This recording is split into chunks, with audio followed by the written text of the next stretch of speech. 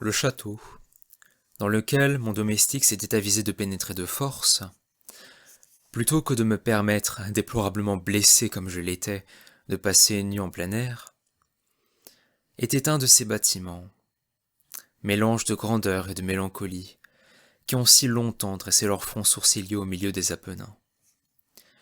Aussi bien dans la réalité que dans l'imagination de Mistress Radcliffe. Selon toute apparence, il avait été temporairement et tout récemment abandonné. Nous nous installâmes dans une des chambres les plus petites et les moins somptueusement meublées. Elle était située dans une tour écartée du bâtiment. Sa décoration était riche, mais antique et délabrée.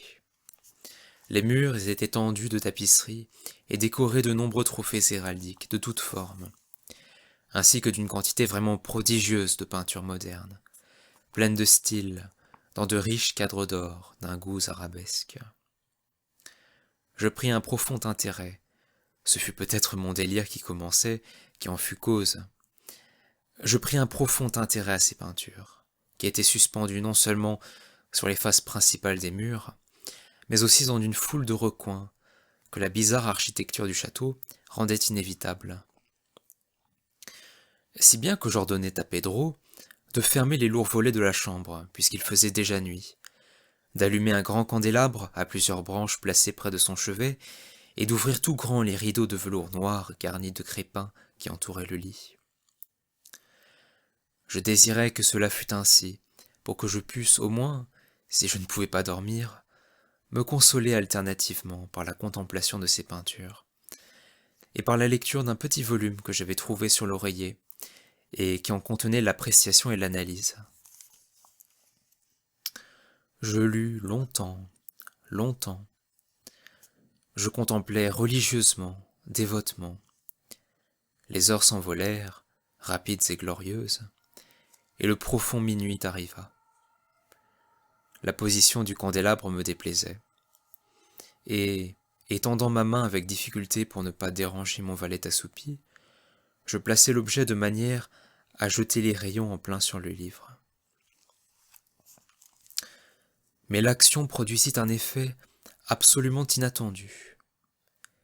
Les rayons de nombreuses bougies, car il y en avait beaucoup, tombèrent alors sur une niche de la chambre, que l'une des colonnes du lit avait jusque-là couverte d'une ombre profonde.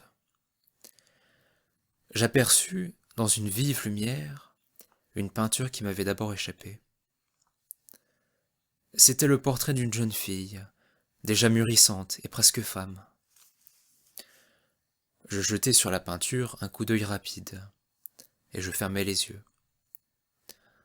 Pourquoi, je ne le compris pas bien moi-même tout d'abord, mais pendant que mes paupières restaient closes, j'analysai rapidement la raison qui me les faisait fermer ainsi.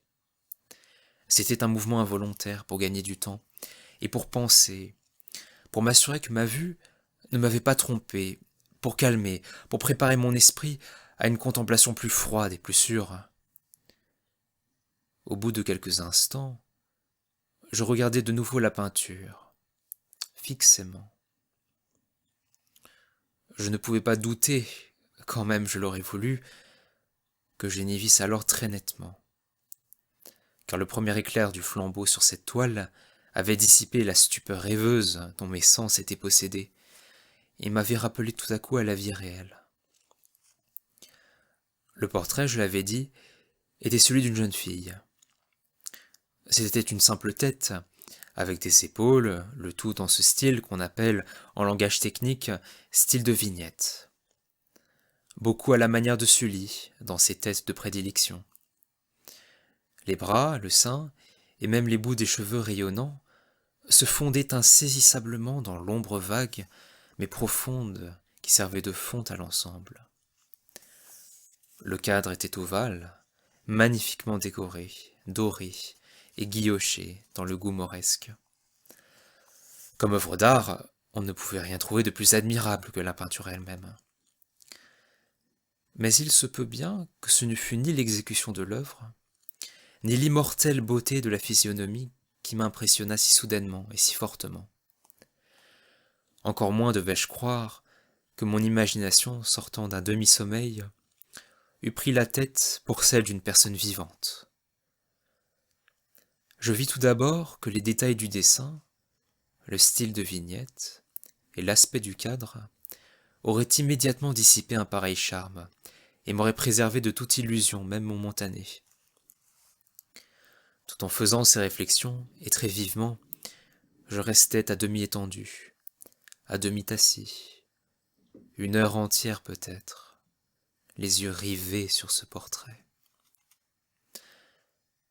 À la longue, ayant découvert le vrai secret de son effet, je me laissai retomber sur le lit.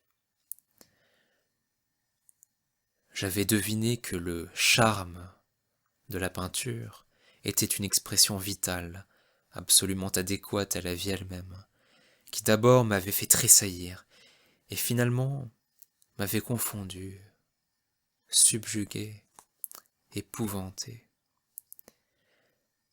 Avec une terreur profonde et respectueuse, je replaçai le candélabre dans sa position première. Ayant ainsi dérobé à ma vue la cause de ma profonde agitation, je cherchai vivement le volume qui contenait l'analyse des tableaux et leur histoire.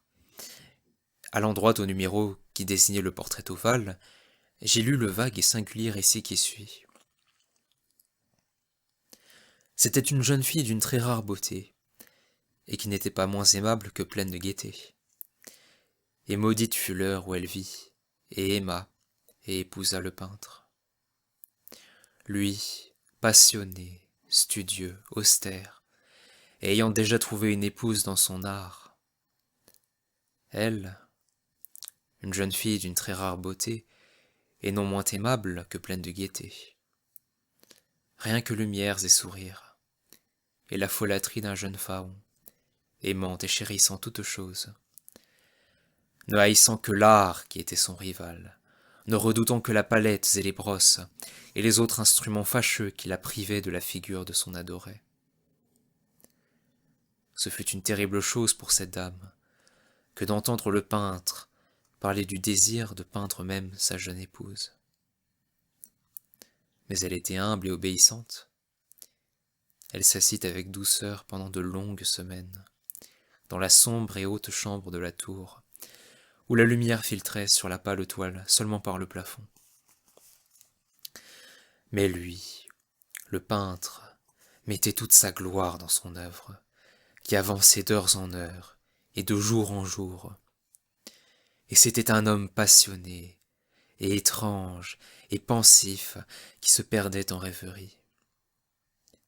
Si bien qu'il ne voulait pas voir que la lumière qui tombait si lugubrement dans cette tour isolée desséchait la santé et les esprits de sa femme, qui languissait, visiblement pour tout le monde excepté pour lui.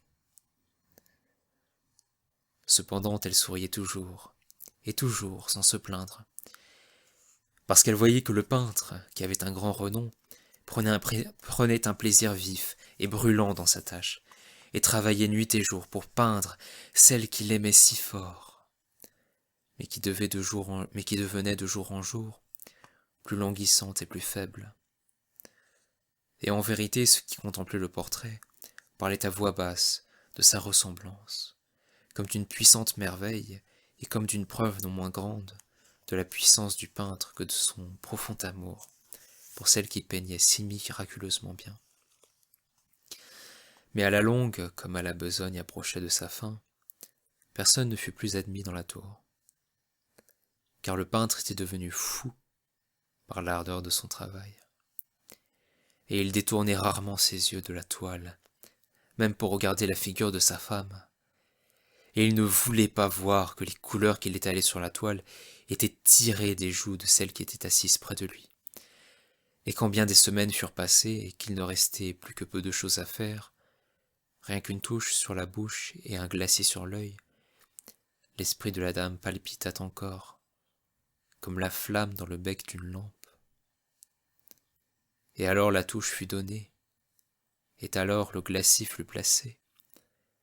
Et maintenant, un moment, le peintre se tint en extase devant le travail qu'il avait travaillé, mais une minute après, comme il contemplait encore, il trembla, il devint très pâle, et Il fut frappé d'effroi. En criant d'une voix éclatante, « En vérité, c'est la vie elle-même !» Il se retourna brusquement pour regarder sa bien-aimée. Elle était morte.